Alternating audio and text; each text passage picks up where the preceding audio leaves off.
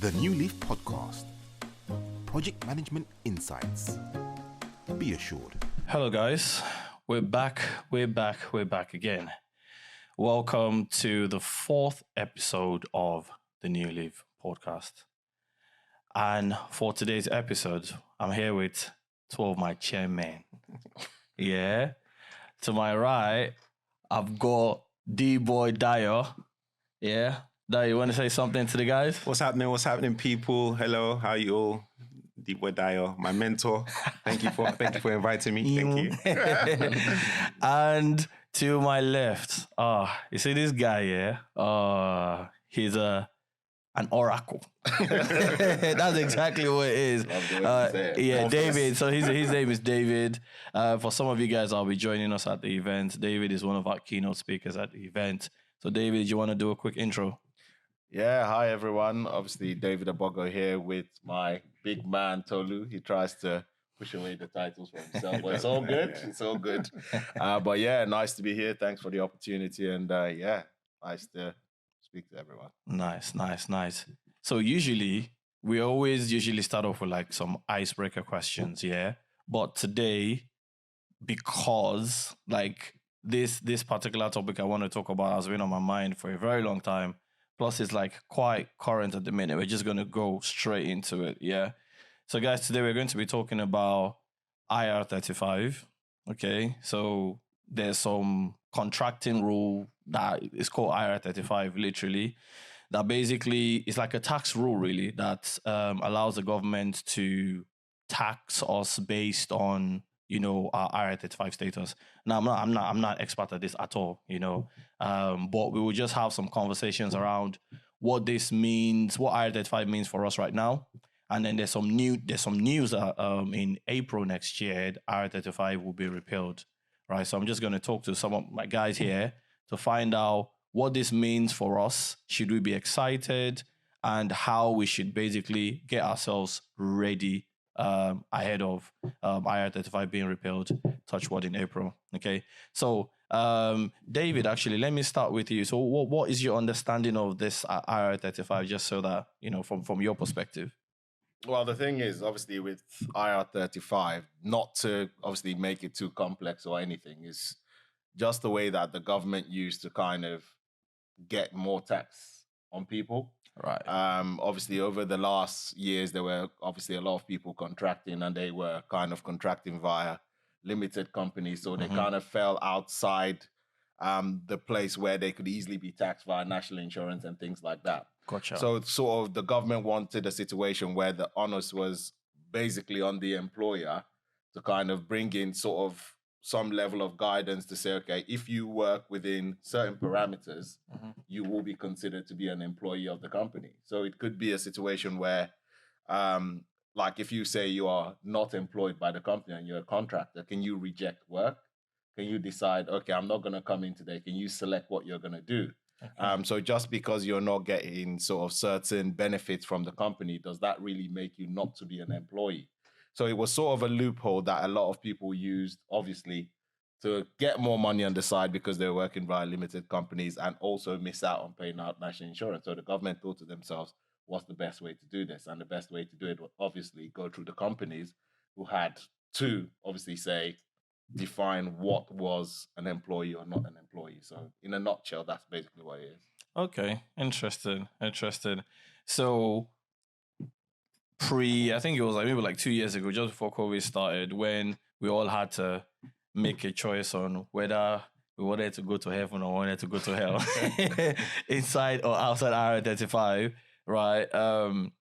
For the guys, for you guys that don't know, contracting was sweet before this IR35, right? And the way Dayo just said, Dayo, you can talk to me. Why would you what was that sound? No, essentially everything you said is correct. Like, contracting was a really good place to be. It's interesting because you said, when you think about people who are contractors from a permanent perspective, you tend to think that there's a risk involved as far as being a contractor, because then what you're doing is you think of, okay, if I fall sick, how am I going to earn? If I want to go on holiday, how am I going to earn? You start thinking of these things. You start thinking of the fact that being a contractor means that, I could go for 3 months without work, you know. And these are some of the risks that people who are in permanent positions used to think. I used to think that. I used to think, no way I'm going to go into a contracting world because it's not secure, it's not guaranteed. But when I came into the world of resourcing, and I started seeing CVs and started seeing what contractors were earning, like I said, to hell with to hell with holidays, sick pay, all of that. You know, I put myself in a position where I was able to see what they were earning, look at their CVs, look at their what they had done, their previous work, and understand that, look, these people are in a position to earn a certain amount because of this, this, and this. So, you know, I started to work my way and try to understand how I could get myself in that position. Hence, obviously, the conversation with yourself. Luckily enough, I was in an organization where you worked and you were able to give me some of the tips, some essential tools to get me into the contracting world. So, you know, once I became a contractor, life changed for me. Life changed for me differently. I was in a position, a much better financial position. I was pretty much doing, obviously, a little bit something different from what I was doing. However, financially, it benefited me greatly. You know, I was able to, I don't want to go into all the things, you know, all the things, but, you know, financially, I was like 3 or 4 times well off more than I was earning as a permanent member of staff. Yeah. And obviously, just to add to that, it's kind of thinking about, as a contractor, you're more like an entrepreneur. Yeah. Not saying it is, but that's what it is, because you kind of have a lot of options on how you want to structure sort of your career. You could decide, okay, I'm doing well enough within this certain period of time. I want to work hard for 6 months. I want to take that time off work for 3 months. So it gives you a lot of flexibility. And that's the thing. A lot of people, as you said, normally think, oh God, I want this security, I want that. But contracting is not a bad thing. You just have to think about it that this is a business for me. And then you attack it from that point of view. And as everyone knows, with a business, you have a lot of flexibility around how your finances are planned, which is what basically IR35 wanted to take away, because as a company, it was difficult for them to say, oh, you have to pay national insurance, because the accountants were your best friends. They could literally structure it. So that was the main drive, to kind of move people from that point where you're technically doing the same thing as an employee. Mhm. So how do we define those thin lines? Hence why I said, to go into the details, there's a lot of it. Right? It's better we just have an overview of what it is and what the reason why they pushed for it. So, Just to add to that very quickly, it's interesting you said that IR35 came into play so that the government could get more tax out of people. But essentially, the way it was presented was to combat tax avoidance.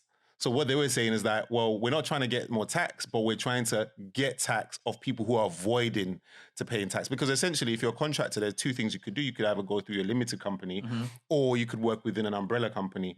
And no one in their right mind as a contractor would work with an umbrella company. I mean, some people did it, but essentially you're not, you know, there's no, if you're a contractor, why work through an umbrella company? Because you're not getting the same benefits as a permanent member of staff, but you're earning the same amount as a permanent member of staff. So, you know, the whole idea of tax avoidance was the way it was presented, and I guess that's the way possibly it was able to have been passed through Parliament that swiftly. Yeah. So 100%.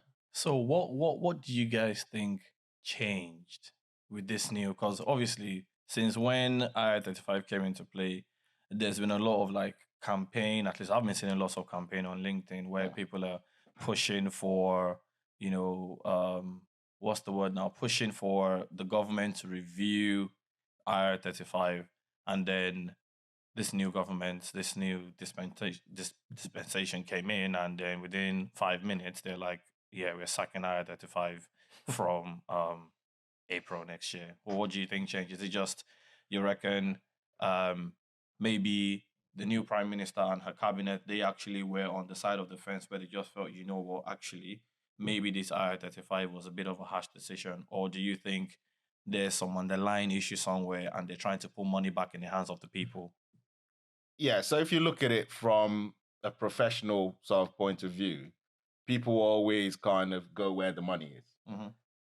The city was always very attractive because of the amount of money people could earn. You could easily attract the best talent where the money is.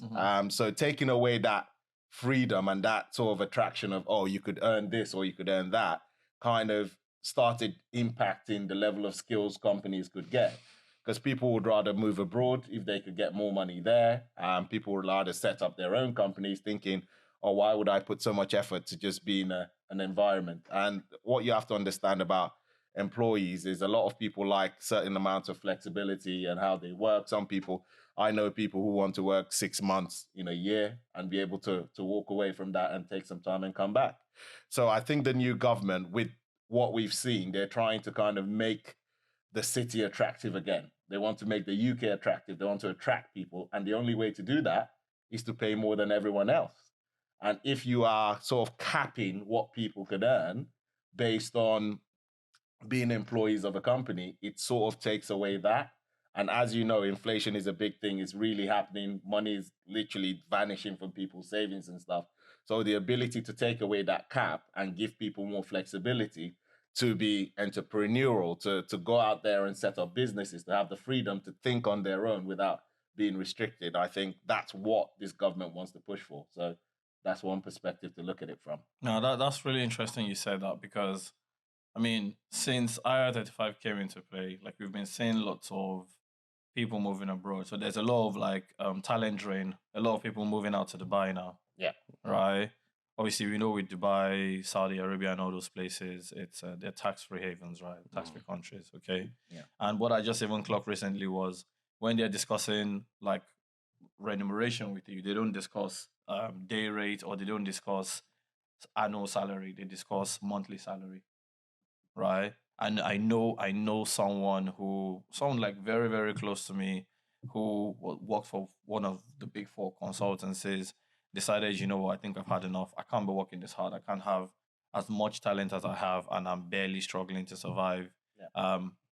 Was lucky enough to get something out there in Dubai, and not only has he gotten a really amazing job out there, is untaxed, obviously, as you know. And then It's always nice. and then no.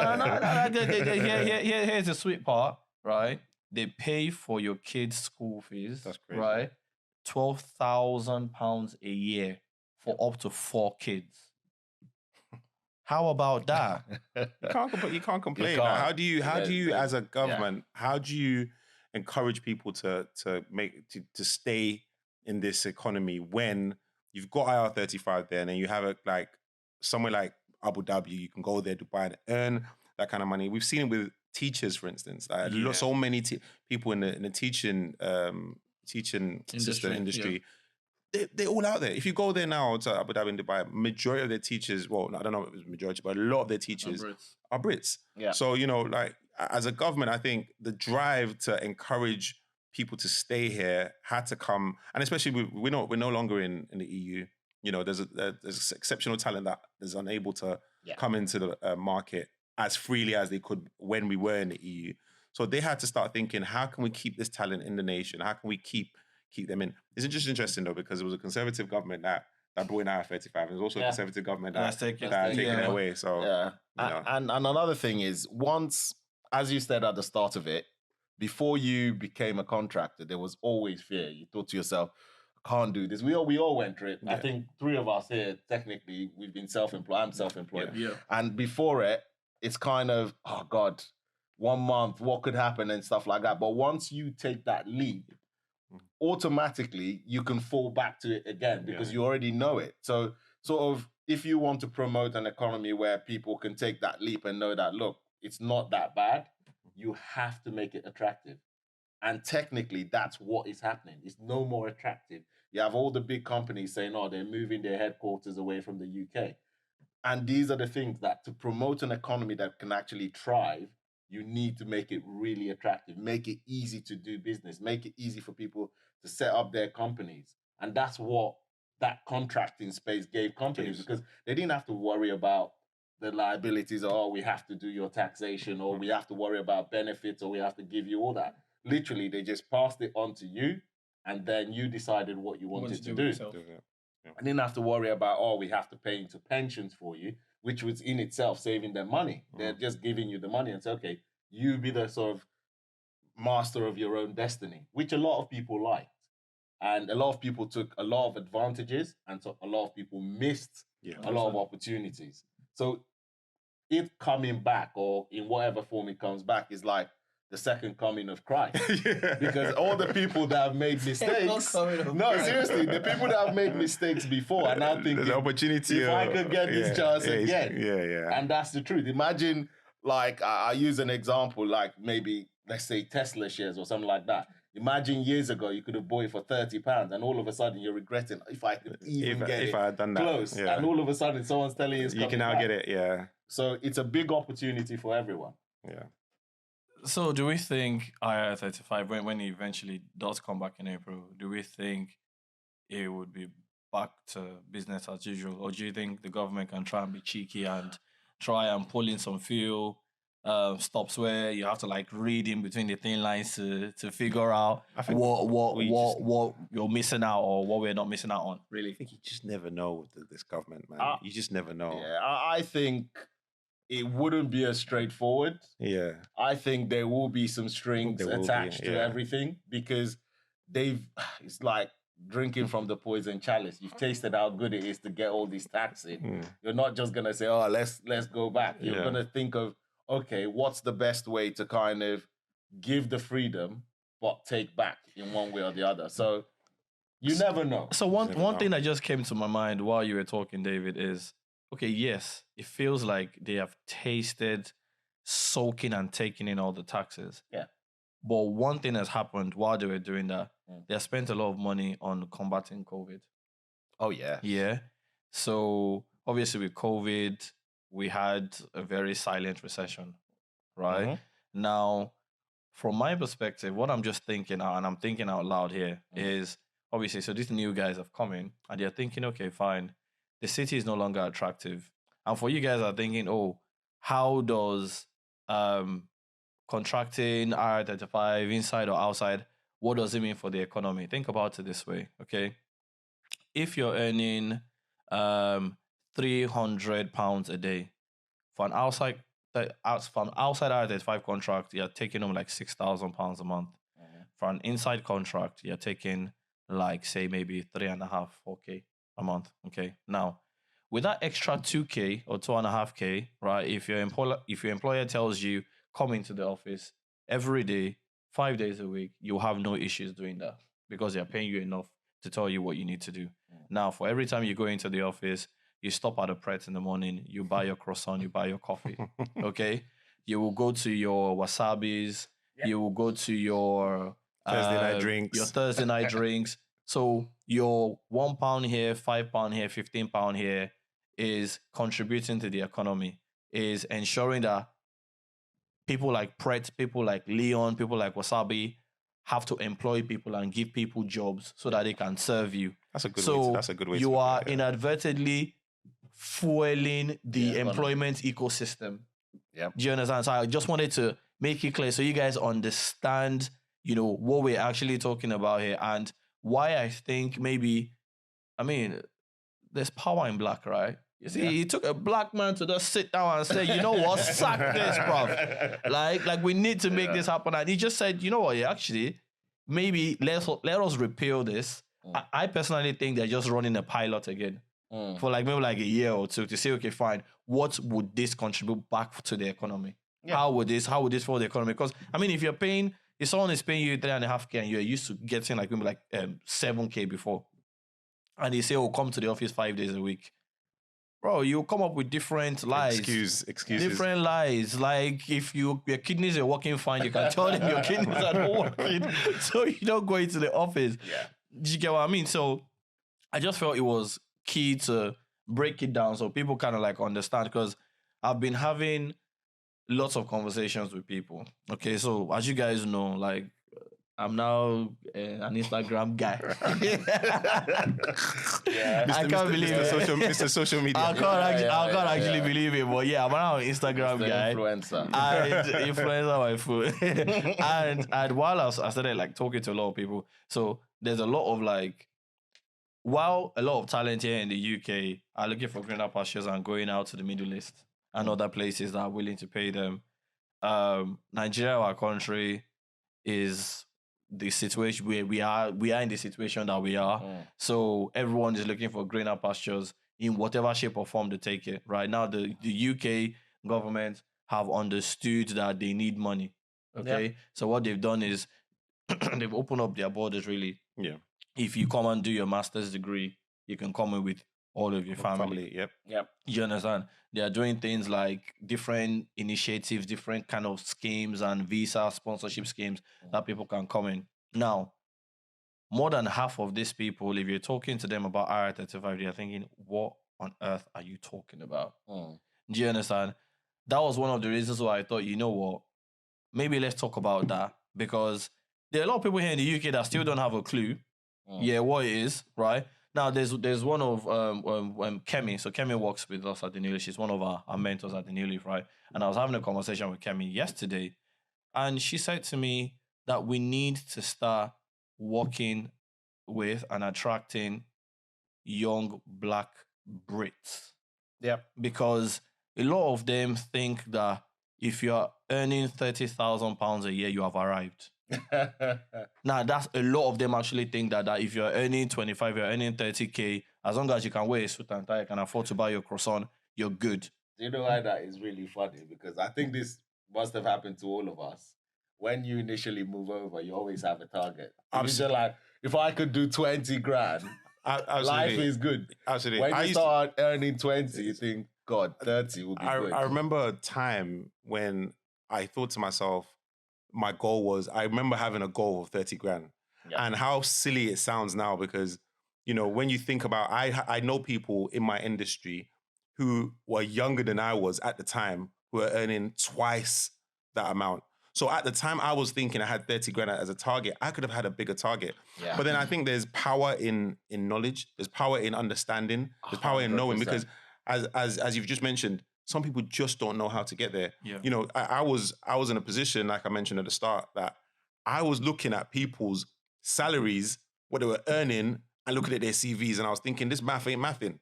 I was thinking to myself, how can this math ain't mathing? Like, I'm thinking, you've done this, and this for this amount of years, and you're getting this. And it just used to blow my mind.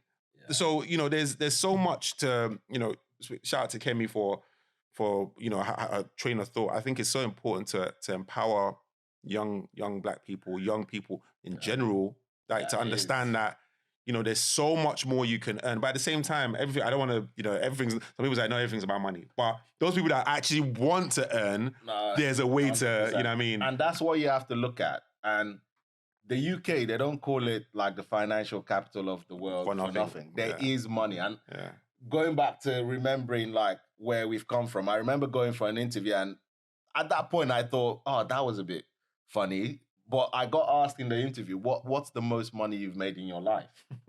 Really? And and it wasn't, looking back now, it wasn't a bad question. Yeah. Because when I said it, I'm not going to lie, everyone laughed. But I didn't know why they were laughing then, but I know why they're laughing now. And that's the thing. You look at it and you think to yourself, oh, I was on a decent salary. But the truth is, compared to what those guys were earning, it was nothing. I think they should probably try and do that to box you into thinking, okay, is that what you want? Okay, we can offer him a little less. No, this is the thing. They were thinking to themselves, you've not really tasted money. You're not hungry enough. And as you said, knowledge is everything. And that's why it's really good that we try and educate people. And you're talking about the Black people, because we always set ourselves certain limits and we think, oh, no, it's too much. Or there's no too much. Yeah, there isn't. There's no too much. You could be a contractor and you could, now there are people doing multiple contracts and things like that, which is not a bad thing. You could use that and set up a company and train loads of people and have all these people outsourcing. That's how these big companies started. Yeah. Because they saw an opportunity, they can feed it, and they can achieve something for themselves. It's quite interesting you say that, because you guys have said two things. Knowledge is power. Yeah. Everyone says it. It sounds like it's a cliche, but it's... Knowledge is power. But so now you've been given that knowledge. The power is in your hand. What are you doing with it? No, 100%. Yeah. Because there are a lot of people, and this actually really frustrates me, where you see people look at me sometimes and say, oh, uncle, I like you this, or uncle, I like you that. I'm like, look, this is what I do. Come sit down. Sit down with me. Let me show you how. Let me show you how to fish. I say, okay, that's fine, uncle. but the call actually never happens. Oh God. Yeah. Like some of them I've actually said, you know what? Jump on. I'll get my guys to train you for free. Yeah. And let me help you just because I feel like I want to help you out. But what happens? Nothing. Do you get what I mean? It's like you can't do everything with them. You can give knowledge and you can know, but there's what's the saying? You can take a horse to the ocean, but you can't force it to drink. You can't force it to drink. To river, you can't force it to drink water. Ties into in case I'm a financial planner, so I work with a lot of people to help them achieve their goals and stuff. And this kind of when I talked about sort of missed opportunities when people there wasn't IR35, people were earning loads of money. But when you talk to people about why not invest some of the money, why not start their index funds and things like that, you can start putting some of this money away. Why not buy property? Why not get yourself set up in a position where 5-6 years from now, you could be more comfortable. You don't have to worry about this job. That's not the only source of income. Like we all know you can hardly create wealth from one source of income. So you need to start thinking to yourself, okay, I've got this excess money now. What can I do with the money? You start thinking about your children. Oh, I don't want them to go down the same path. I want to set sort of a plan for them for the next 18 years and things like that. And that is where I think people are missing out. When I say, oh, the opportunity was there before, but people will say, oh, I wish I had it again. But if it comes again, are you really going to do it? Are you going to take the opportunity? Are you going to take the initiative? And we talk about things like Tesla. Everyone knows about Tesla. But the truth is, Tesla happened only 10 years ago. It didn't happen. It's not something. Not historic. It was there. Yeah. Uber happened right in front of our eyes. Yeah. Netflix happened right in front of our eyes. So if you were investing in those companies 6-7 years ago, you will get the value now. So it's good that you try information, but people really need to listen. And that's one of the things that is kind of painful when you have the knowledge and you're trying to give it out, but people are not taking it in because they're thinking, oh, okay, it's too difficult. I can't do this. I can't be a contractor. Or I can't do the training. But it's not that difficult. I think some of them they just need to have their light bulb moments. Okay. Yeah. Like to be honest, like so there's some situations where, you give people an opportunity and they just don't come through with it. And so I used to get upset before, right? But I've stopped getting upset because if you think about it, when we're young, right? Like our parents would basically say, don't do this, don't do that. Sometimes you grow up in Nigeria, they'll whack the hell out of you, right? But at the end of the day, like you don't stop doing what you want to do because you got whacked. No. You just made up your mind and thought, actually, yeah, I'm like for me, for example, oh my God, I got smacked a lot. Yeah. And when I decided that, okay, fine, I was going to be serious with school. If I tell you the reason why I decided I was going to be serious with school, because I didn't want to look like an idiot. Yeah. Simply put. Just because I did not want to look like an idiot. I didn't want people to look at me in class and think, what an idiot. That was the only reason. Pride. That's something for yourself. Pride. You have to do it for himself. Yeah. You just realize. It's funny you said it like he had to think for that. You had to decide for yourself. Yeah. So. Yeah. So they all have to decide for themselves what they want to do. It's funny. Just sorry to interrupt, but I was speaking to someone not too long ago, and they were saying, "Oh, what do you do, Dayo? What do you do?" I said, "Well, obviously, I told them what I do. I'm an analyst, blah blah blah. And you're a business. I'm a business analyst. Business analyst. He goes, oh, how do I get it? I said, you know what? There are training courses you can do. Told him the price of the training course. He said, what? I said, bro, I'm not being funny. You see the training course that you do, you pay that off with the salary you earn 1 week. Yeah. In 1 week, you pay forget about the training course. How much? Don't feel if you really want to do this, you have to be 10 toes in. Number one. Number two. Don't think about how much you're paying for the course. Value. Think about the long-term benefit. The long-term benefits 1,000,000% outweighs what you're paying for. In fact, I feel like when you look at the most expensive training courses out there, some of them, I don't feel they're still, you can still pay that off within 2 to 3 weeks of what you're earning on a day salary as a contractor. So people need to really actually assess what it is they want to do, and they've got to be fully driven, and they've got to be 10 toes in. And that's it. With anything you're doing, it's so funny how we used to think, and this is, I think, is a general mentality we all had, that we thought for you to kind of move to that next step, you had to either add another degree and it's very common. Or another certification. And it's shocking how I thought that a training course that lasts 2 months could move you up from 30,000 to 50,000. Easy And like the that. next step. So a lot of people have that misconception about what growth is. And the truth is, another thing I know is a lot of people spend a lot of time running around the wilderness. Yeah. They don't focus on one point. 1 point, yeah. You look at everyone, and anyone tells you this, that's the next thing. I want to be a business. I want to do this. I want to do this. Oh, no. And there's no focus. Yeah. And that's one thing that the world we're going into, you have to be kind of very unique in what you're doing. Very Learn specific. everything about what you're doing.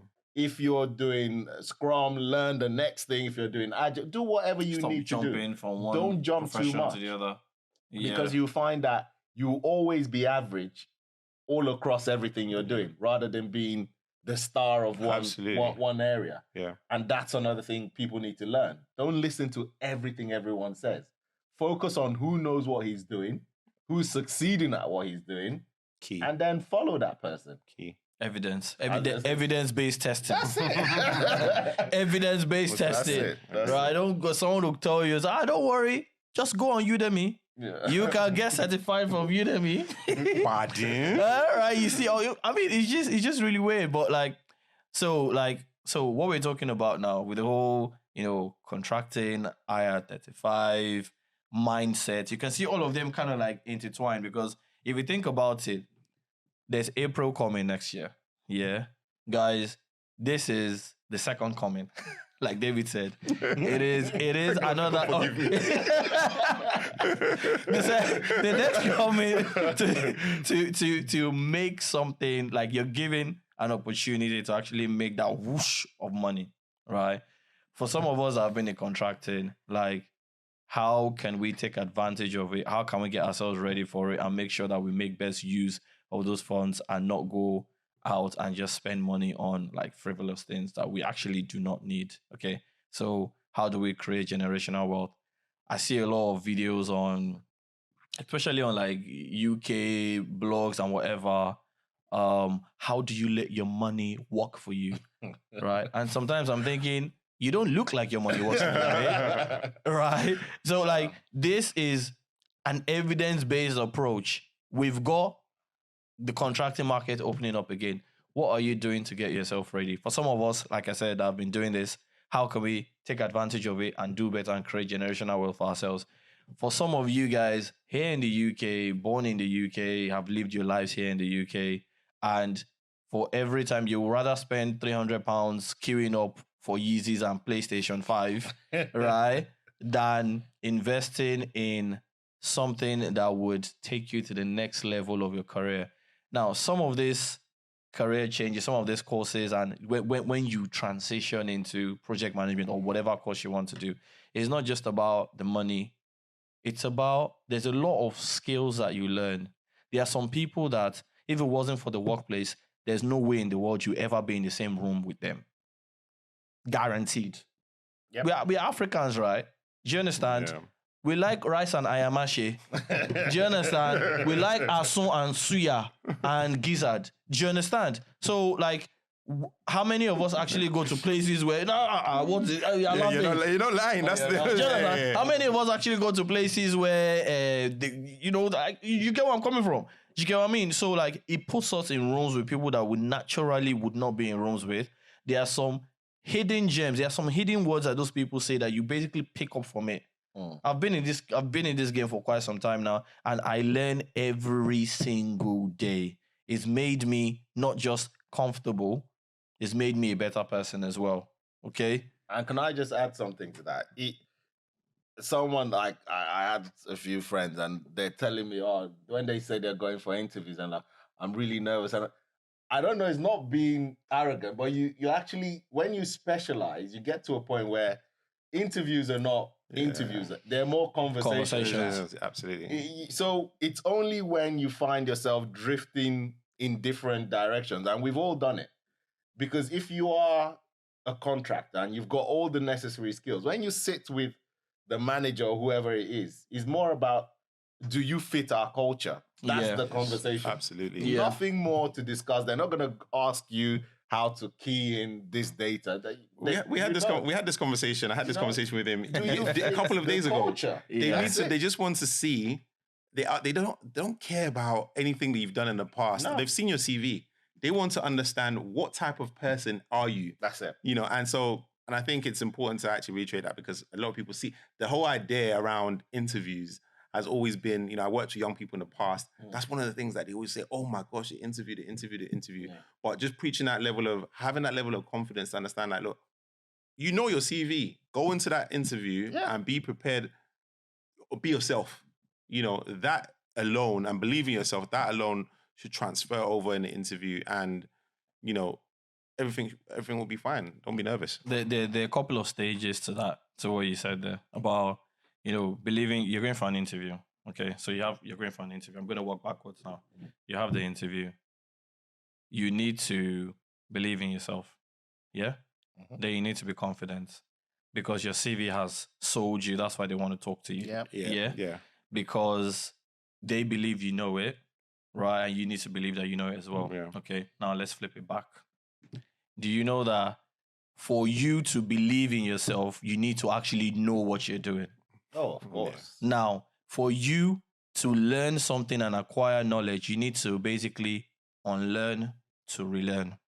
You need to put your head down, okay? Yep. So for you to put your head down and learn something new, it takes focus and dedication, right? How do we encourage the young ones to stop being lazy and put their heads down for a time box period of time to focus and put their heads down and learn something new? Because I say this to people on the course, some people will just say, oh, am I guaranteed a job? I say to them, are you going to be serious? They're like, yeah. Then you are guaranteed a job. Because if you put your head down and you learn and you understand, it'll be easy to work with you. It will be easy to prep you for interviews because you understand, right? And then you have the confidence to go and talk about what you understand and what you have done. That is the only way you get a job, mate. Yeah. And to add to that, let's use the world we live in these days. You are what you surround yourself with. Yeah. And this is 100%. Yeah. Fact. In anything you do. Even now, it's as bad as if what we're talking about today is going to come up on my phone tomorrow as news. And that's how life is. You will find that you will pick up knowledge, not even from the classroom, but because that's what you want to do. You will find that you find yourself watching the news. You find yourself researching that. You find your YouTube suggestions will be things around what you want to do. So all of a sudden, you're even a more confident person that you'd normally be. So when you go for an interview, it could be something that even comes off the normal script and say, oh, I was watching this YouTube video about this. I saw this on Instagram. Oh, there's this person that's a professional that talks about it. So it's kind of a lot of people, and it's not to say this in a bad way. If you really want to move forward in life, and I've had to do this myself, it's kind of, you have to reinvent yourself. Yeah. You have to literally reinvent yourself, the places you go, what you watch, the information you take. And your surround yourself network. with. Your network, yeah. Yeah. Is that what you said? You said you have to actually unlearn To something. relearn. Yeah. Reinvent yourself. Yeah. Reinvent yourself. Yeah. So like, guys, I feel like if you're watching this, or when you eventually do watch this, I want you to just, after you finish watching it, just forget whatever pride you have and just self-reflect. Where am I right now? Where do I want to get to? Okay? If it's, you're trying to, maybe you're from a career perspective, you're good. And what David has said has kind of like struck you and thinking, actually, maybe I need to get my finances in order, right? Come for the event. We'll put you in touch with David. I'll also drop David's details and when we eventually upload the podcast, right? If you think, okay, fine. If maybe you're one of our followers on Instagram, or you're thinking maybe project management is for you, or you're even considering project management, come speak to us, right? You can find us on Instagram at the Newleaf Group _, or you can just go to our website, www.thenewleafgroup.co.uk. I'm going to address three things here just before we go. Okay. So for our brothers and sisters that are coming straight from Nigeria into a foreign land, you're welcome. First things first. Secondly is, whilst your partner is going to university or studying their BSc or MSc, please do not settle for mediocre jobs. Okay? Speak to people that actually understand. Come and speak to me. Like, I'm very accessible. You can reach us on Instagram. You can contact us via our website. And let us assess where you are and let us see how we can actually help you. It's going to cost some money, yes, but don't think about the money. Think about the value, what opportunities it's going to give. Because most of you guys are dependent on, okay, your partner's finishing university, and then you've got the 2 years post-study visa. Okay. And then you're waiting for that to happen, and then you're thinking, okay, God, when? What next? When you can dedicate 2 months of your life to focusing on something serious, and then within 2.5 months after that, or even before that, you're getting a job that's sponsoring your visa, and voila, you're good.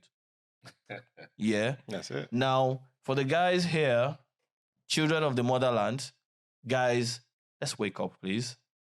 Yeah, like 30K, yes, not knocking people that are earning 30K is good, but you can do better. Do you understand? Look at me. I've come from Nigeria and I'm doing all right for myself. Do you understand? So you guys can definitely do it. Again, same way, Instagram, slide in our DMs, come chat to us, right? Our website's the same, www.thenewleaf.co.uk. Reach out to us. Let us just have a conversation, right? It's not going to hurt you. Let's just see how we can help you, because you need to get yourself ready for this next year, April, that is coming. By the time the market opens up again and you're seeing outside road, you guys are so lucky, because this is the best time to even try and consider going into contracting, or even just having a change of career. Because there are some people that, regardless of whatever contract is out there, would never do it. Do you understand? Because of the stability you provide. Some people are okay, fine. Let us help you get a higher paying salary that will give you that blanket of stability that you're still looking for.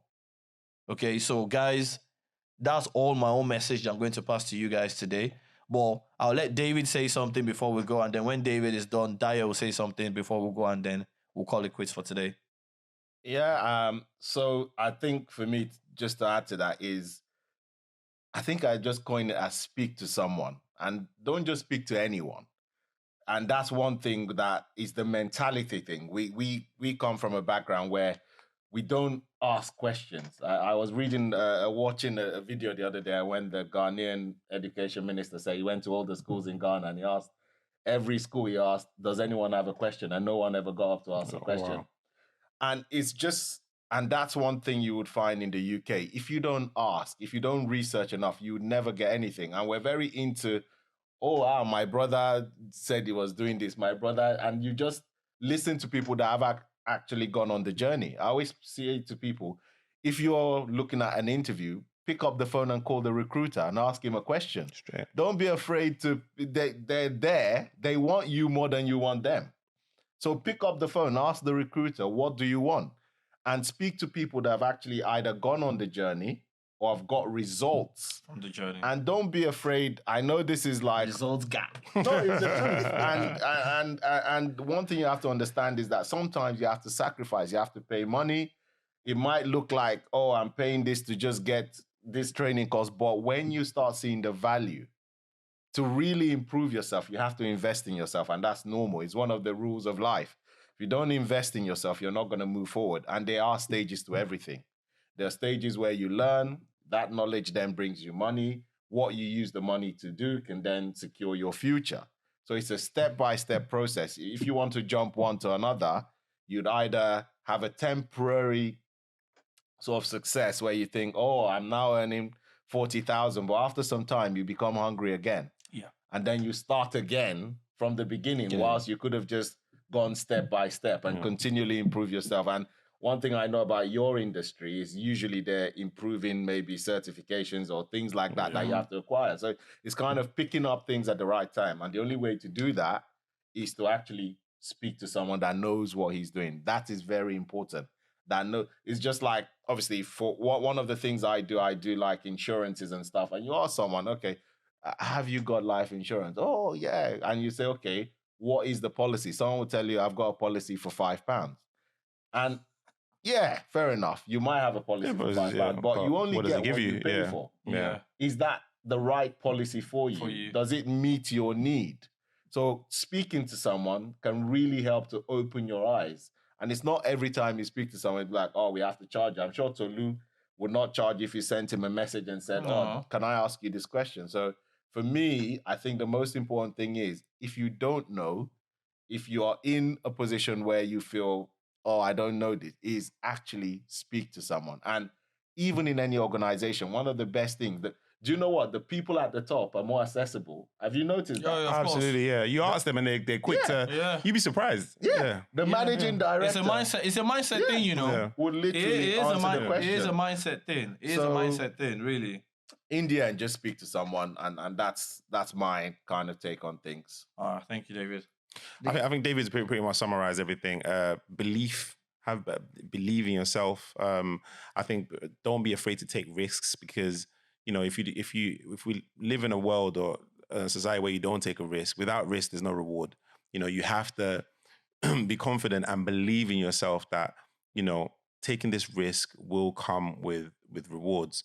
You know, the IR35 being repealed is a great opportunity for people to get into the market. The opportunity to earn is crazy. And believe you me, I've seen it.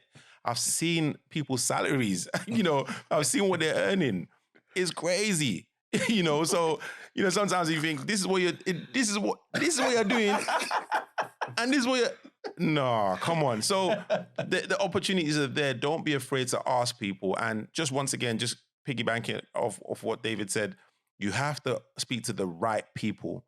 You're gonna get people give you nonsense sometimes. Do your research, know what they're doing, and if someone's telling you something, but you're looking at their life and you're thinking, well, you're telling me, why are you not using it on yourself? Why am I going to take advice off that person? I'm not going to do that. You know, so I will take advice of someone that's showing me that the advice they're giving me is working. So yeah, that's it from me. Yeah, guys, I've really enjoyed today's conversation. I mean, the summary of what we're trying to say here is, like, if you need help, you're trying to transition to project management, come speak to us. Yeah. We'll have a conversation. I mean, project management is not for everyone. Yeah. Some people, it may not just work for you, but it doesn't hurt just having that initial conversation. And we'll be very honest with you. We'll let you know if, you know, some of the roles that we've got out there actually aligns to your personality profile or not. Right. So feel free to reach out to us. And then finally, just before we call it quits, we've got a networking event coming up on the 29th of October here in London. Again, I believe strongly in the power of networking and trying to harness your network and trying to use your network to obviously elevate yourself and elevate people around you, which is exactly what we're trying to do with that event. Okay, so if you haven't got your tickets, just find your way to our bio on Instagram, get your tickets out there, come join us. We have like Avengers like David that will be there. I've got my mentors like Dayo that will be there. I've got my friends that will be coming as well. Managing directors of Album Partners will be there. Founder, Canon Ambassador, international speaker, Simeon Corey will be there. He's a founder of Vivida. And we've got some other really, really interesting people that will be there as well. Recruiters will be there as well. And they've asked people to come with printed copies of their CVs. So you guys can see we're playing no games here, right? Come to that event if you're in London, and let's see how we can kind of like help you and work together. Thank you very much for today. And till we speak again on the next episode, have a good one. And thanks for tuning in. Oh, don't forget to subscribe. Subscribe to the podcast. I'm really horrible at That's this. Please subscribe to our podcast. Click the link below. Click the link below, whatever the link is. Click it below, yeah? All right, then have a good one, guys. Yeah. Thank you very much. Bye-bye. Nice. The Newleaf Podcast.